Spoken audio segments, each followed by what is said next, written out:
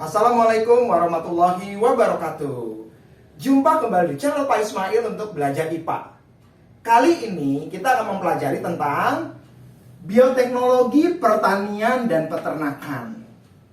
Ingat, pengembangan aplikasi bioteknologi itu luas di berbagai macam bidang, termasuk dalam bidang pertanian dan peternakan. Ya, oke. Nah, untuk jenis bioteknologi pertanian peternakan ini, kita menggunakan jenis bioteknologi modern.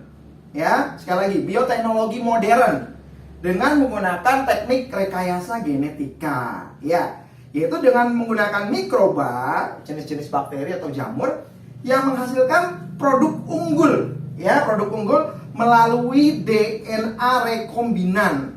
Ya, jadi beberapa jenis tanaman unggul atau hewan unggul itu gen unggulnya diambil, ya, kemudian disisipkan pada tanaman atau hewan yang lain sehingga tanaman lain itu menjadi unggul, ya, dengan menggunakan perantara dari jenis mikroba, bisa bakteri, bisa jamur, untuk menyisipkan DNA rekombinan.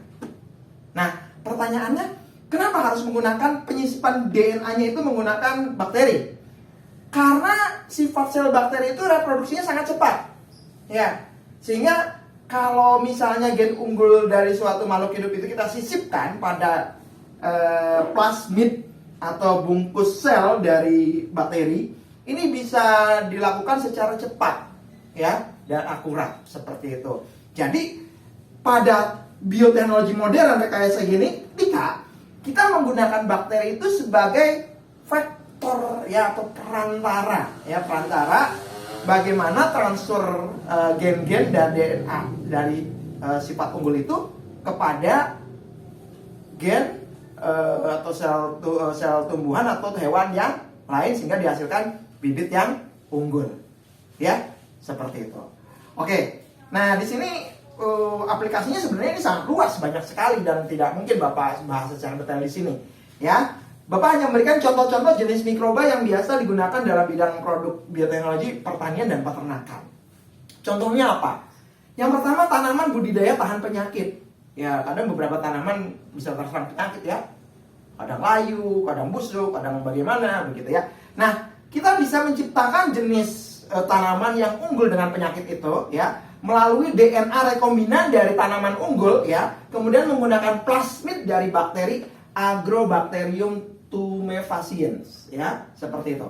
Ya, kita menggunakan aplikasi ini dalam teknik yang rekayasa genetika canggih di lab tentunya, ya. Oke, sehingga dihasilkan tanaman budidaya yang tahan penyakit. Contoh lain misalnya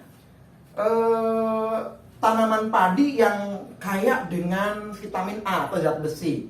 Nah, ini biasa dikenal dengan padi golden rice, ya. Jadi padi golden rice itu bulir berasnya itu warnanya kuning karena dia mengandung provitamin A, ya. Di mana provitamin A ini didapatkan dari gen provitamin A yang disisipkan pada tanaman padi melalui rekayasa DNA rekombinan pada bakteri, ya, seperti itu.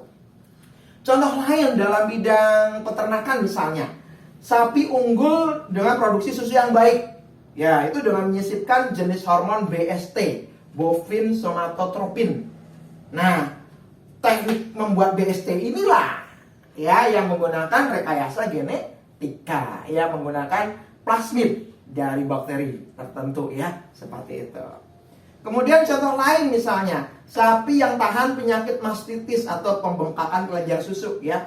Oke. Itu kita dengan memberikan gen pengkode enzim lisostapin, ya.